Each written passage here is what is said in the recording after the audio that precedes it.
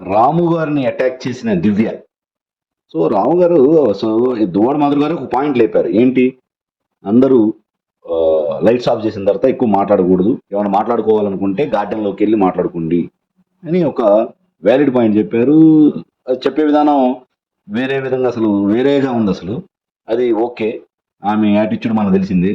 కానీ ఈ లోపల రాము గారు, ఎస్, ఆమె చెప్పింది కరెక్టే. సో మేము అందుకని నేను అయేషా గారు ఇద్దరం గార్డెన్లోకి వెళ్ళి మాట్లాడుకున్నాము. సో అందరు కూడా అలా చేస్తే బాగుంటుంది అని అనటం. సో అక్కడ కొంతవరకు కరెక్టే. సో మేము ఫాలో అవుతున్నాం, మీరు కూడా ఫాలో అవ్వండి అని చెప్పాడు. కానీ దివ్య గారికి ఆ డామినేషను, అంటే అందరి మధ్యలో అందరిలో మీరే మంచి వాళ్ళు అని అనిపించుకోవాలని ఇలా చెప్తున్నారా? ఇప్పుడుదా మనం మాట్లాడుకుంది అదే కదా అని దివ్య గారు అనేసరికి అయేషా గారు ఏమన్నా తెలుసా?